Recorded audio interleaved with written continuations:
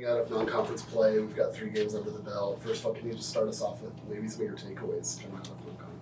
Yeah, I think as you look at our team, I think the key takeaways are that our kids are gonna play hard, but just that we have to continue to encourage some of the depth. You know, you've probably had more nicks and bruises than you would want this early in the season, but making sure that when we're teaching the guy in the front row, the guy in the back row, the young guys, the old guys, just because we're going to need everybody to get through the season. And I really like the kids on our football team, but as you continue to harp on certain things, it's just if you can create turnovers on defense, you're going to have a shot in some football games. It can be great, shots in the arm from a momentum standpoint. We haven't created any the last 2 games, which is a problem for us. And at the same time, you can't keep giving it to them either.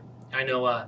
Talking to the guys in every meeting, we're emphasizing turnovers, talking about turnovers, having turnover circuits, but they're probably feeling very similar on their side of the fence too. But it's just that as we play in football games, we just got to be so cognizant of that and stop worrying about just making the play and thinking about, hey, let one guy make the play and let everybody else help out and make that a fantastic play. We have a lot of guys that are jumping on piles, which is great, but when they're already going down, the second man is usually the one creating the turnover, so we got to emphasize that a little bit.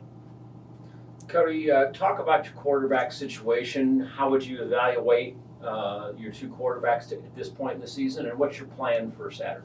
Yeah, I mean, they're both going to keep playing. I said until one of them stands on the table and says that he's the guy. I mean, you'll know when one of them's the guy, and that shows up. It's not just being the guy on Saturdays. I think you got to be the guy on Tuesdays and Wednesdays in preparation as well. I think Jordan does some unbelievable things, and he really works at it. He's a guy that's going to be in there watching tape and asking questions, and he really wants to be the guy, but he's very young. He only played 5 high school games at quarterback, only played 5 junior college games at quarterback.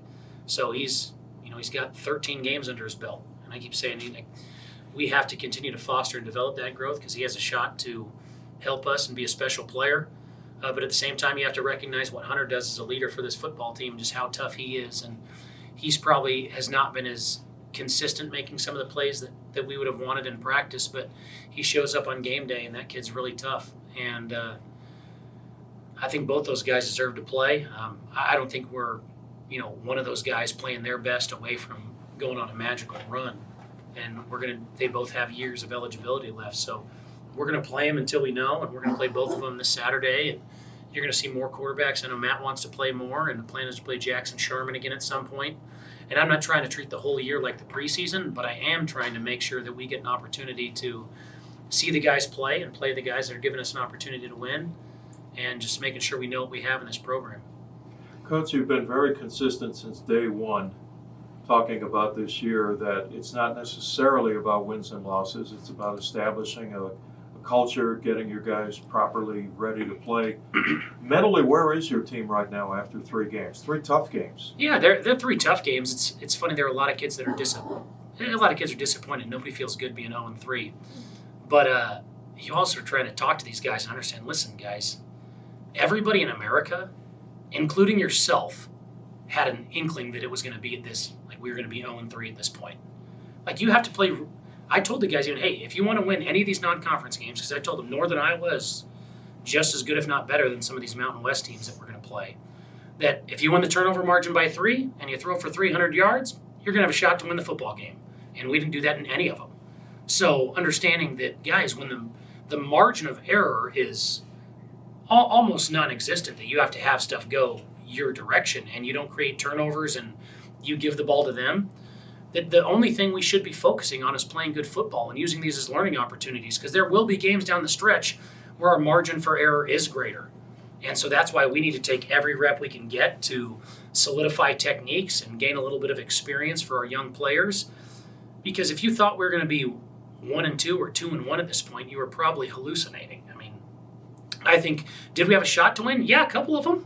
And when you force a lot of turnovers like you did against San Diego State, you can see that, hey, momentum and making plays, those can pile up, and you're going to be closer. But you can't lose the turnover margin like we have the last 2 weeks and expect to win football games. And it's not something to pout about. That's just what football is. It's like if I'm playing in the post in a basketball game and there's a guy who's 7 feet tall playing against me, I'm going to need some things to go my way, brother. Otherwise, we're going to struggle. Now, it doesn't mean I'm an awful basketball player, but I better understand, hey, I'm up against it. I'm going to have to be a little creative to make this thing work. And when it doesn't work, understand, hey, when I go to get a play in the 6 foot and under league, that I'm going to have a better shot. Now, the Big Sky, unfortunately, is not the 6 foot and under league. I mean, it's a tough challenge every week. But not everybody we play is going to be unbeatable. Not everybody is going to require us playing a magical game if we continue to improve. The laws of football dictate that turnover margin is important. Stopping people on third down is important. Protecting your quarterback is important. Running the football on crucial downs is important. You can't snap it over the guy's head on a 4th and short like it. So, to me, it's about being able to compartmentalize the experience that's happening and looking at the experience that you want. Because you said, hey guys, the goal this year is to get better. And you can't say it's 1 game or 2 games or 3 games because we aren't playing the same teams you played last year. We don't have the same team we had last year. I'm trying to make sure that every day we take the opportunity to get better, be better teammates, be better football players, be better men.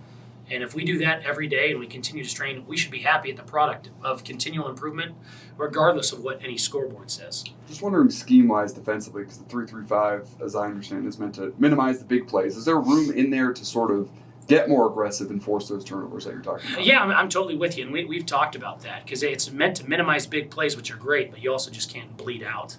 And I think for some of those, it was you'd love to play with a lot of eyes on the football, and there were a couple of guys who got turned around and probably got put in some tough matchup situations that we got to address and make sure, all right, if they're going to attack this spot in the defense, we got to make sure we have a guy with a skill set that can kind of counter that weakness a little bit. So we're working on that. There's always room to get more aggressive, and I think for us, it's making sure, hey, when we get into our 6 up and our pressure looks like we got to get home, because when you look at it, when you bring 6 and you get gloved up, now everybody's in one-on-ones, and that's not good for us.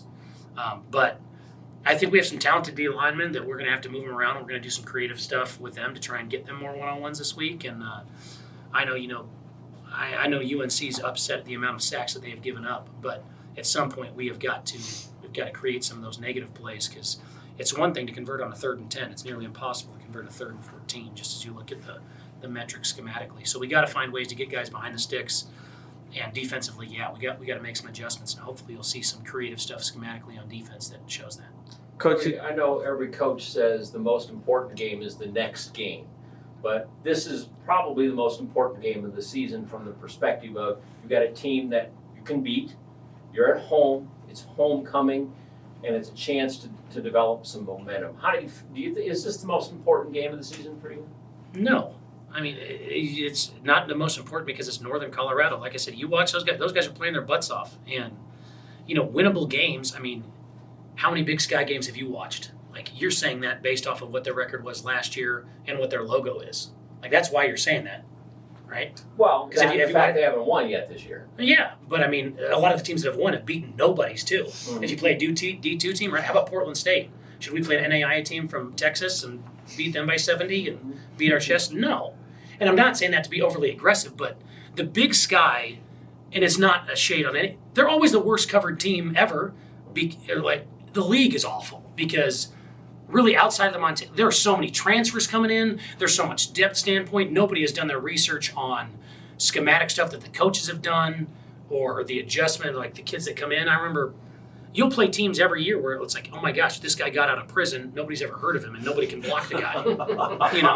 And like, I bet the leading rusher in the conference half the time has been a guy that didn't lead the conference the previous year because there are always new guys coming in. What I'm telling them is, guys, we got to understand that Northern Colorado is in the same situation as us, saying, hey, we haven't won a game, but also, they're playing the FCS teams that nobody wants. I mean, I wouldn't want to play Abilene Christian or Incarnate Word either. I mean, those guys are like FBS games. They're like Northern Iowa. But it's saying, hey, they're 0-3. You know what they're doing? They've got the Bengals circled. They've had the Bengals circled since May. But you know what? Like, they had them circled because of what we did last year, too. I think that it's always the wrong mindset to look at previous year's performances being indicative of what's going to happen the following year. I say the next game is always the most important game because that's the only game that matters. Everything that you guys remember about last season, about your history as a human, it's all lives it only in your mind. It's all a memory, and it's all bogus. People spend so much time worrying about things that are not going to happen or things that already happened rather than just focusing on the task at hand. And for us to be our optimal selves and to be the best football team we can be, we got to focus on beating Northern Colorado, and it's not beating UNC, the logo. It's saying, hey, we're going against Ed Lamb, who's one of the best coaches in the history of Big Sky. Even though he hasn't won as many in Northern Colorado yet, the dude's won Big Sky championships, and we have not in a long time. It's the fact that they got some unbelievable pass rushers. They got some great D linemen. They're flying to the football. They're going to play with 3 down linemen. They're going to create similar one-on-one matchup problems that Northern Iowa created. Can we counter those mistakes? Can we learn from those mistakes? It's important to approach every task we do as men, coaches, students, football players as, hey, let's tackle this problem next because that's the only problem we can worry about. So, hey, this week it is Northern Colorado, but it's not because of their logo. And the next week it's going to be whoever we play next week. But I mean, right now we got plenty of problems that we got to worry about correcting on our own side, and we're going to have to play darn good football to win. And that's the only thing we're worried about. Coach, you brought up Ed Lamb, of course. He said earlier this week that he thought you guys were ahead of them so far from an identity standpoint, that your players, as you've said, played tremendously hard. I was wondering what you thought of the praise, from Ed Lamb on your team. Well, Ed says that about everybody because Ed's a nice guy.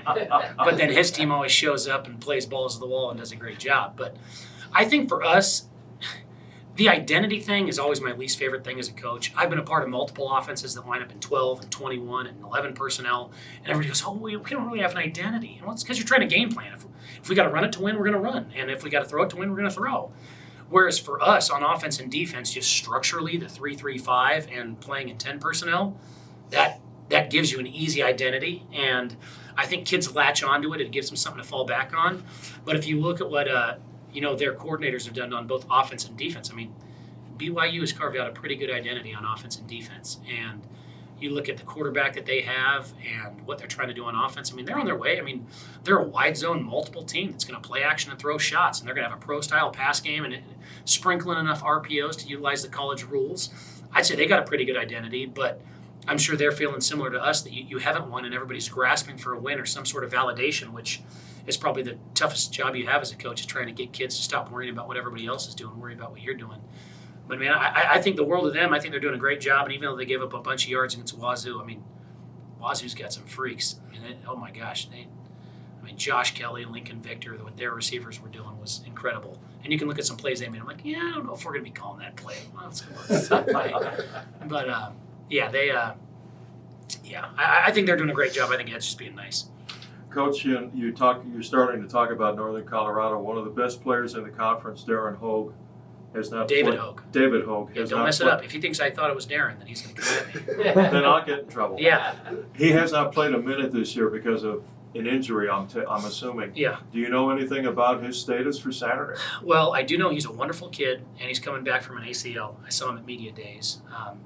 And similar to, we have some guys that are coming back from ACLs that we're like, are they going to be back next week? Are they going to be back this week? And if I know Ed the way I think I know Ed, he's starting this week. So he's been saving them for the old Bengals. But, if Hogue plays, he's an absolute problem. I hope he heals up healthy. Would I love for him to not play and come back next week? Yeah, but, I think as a grand human, as a competitor and a fan of football, you want to see a guy who's the person he is, which – like, Hogue's an awesome kid. We sat with Northern Colorado and Ed at the banquet in July. But, he's an amazing kid. He's a really good player. He's been an absolute pain in my rear as a coordinator before. The previous years, we haven't been able to block him. He wrecked our entire game plan in 2021. Guy's a great player. And he'll be a great player. He's a captain for them. So I think as he, whatever he does, whenever he plays, I know he's being a great leader for them right now. And he's the best pass rusher in the country whenever he plays. If he plays Saturday, bring me a box of tissues because I'll be very sad, but very happy for him. Coach, talk to me about your running game. What's your sense of what's going on with the running game? You didn't run the ball at all with a running back in the first half. What's going on with your running game? Part of it is just looking at our team right now and what you're trying to do. Hey, running the ball is nice, but running the ball effectively is more important. And if you looked at our run efficiency numbers, you'd be excited about it. And also if you looked at, you're trying to take guys, who's healthy, who's available. Throwing bubble screens, our completion percentage on balls thrown behind the line, our efficiency on those has been pretty good. So you're thinking, hey, we did miss one of them on Saturday, but you're just trying to make people run to get those guys tired. And I think running the ball against Northern Iowa is a bad idea when you have all one-on-ones. Which of our linemen would have beaten Northern Iowa on a one-on-one in the game? I would have asked you that. But it's different there. It's not that I don't want to run the ball. It's, hey, you got to run the ball when you got a shot to win games, because when you're down 6 of your top 10 linemen, you better make sure that it matters when you're running the football. Because when you run gap schemes and zone schemes, guys are going to get injured at a higher prevalency, and we're about 1 lineman away from you playing left tackle. So I'm serious. It's just like, all right, well, do we want to make this guy double team and pull around and crack some guy? Or do you want to just throw a bubble screen unless it really matters? So for us, I mean, Webb's done a great job, and those guys who are playing are freaking warriors. But, you know, it's we've kind of been hit with the bug there, and we're trying to keep those guys as healthy as we can. Because the goal is not to, I mean, I don't want to throw it every play. I don't. I mean, it's not great football. But when you're behind, it's like, oh, well, I know we can get the same thing out of a bubble screen or a 3-yard pass, right? I want to make sure we're running it on 3rd down or 4th down and not snapping it over people's heads, or run it in the red zone trying to get touchdowns. But as we go and as we build the offense, that identity will increase. But we got to get some of these guys back and healthy before we start treating guys as expendable. Is that in the plan, or are you expecting some of these kids to come back? Yeah, we're expecting some guys back. Probably not this week or next week. It'll everybody say after the bye is such a catchy phrase, you know, because it's you aren't really bound to anything. It's kind of an ambiguous amount of time, but we'll get some of those guys back here in the next couple of weeks, I hope. And then you can start being more aggressive. And also say you got to run the ball to win, but you also, I mean, whether you run the ball or not, when you're down 30, we can do whatever we want. We could run a fake punt every play. We got to play better, more competitive football in all phases, and then the balance will become important. Which honestly, you say, like, is part of the reason. The nice thing of doing what we're doing is if you're going to be playing from behind a lot, it's like, oh, we're already built to do that.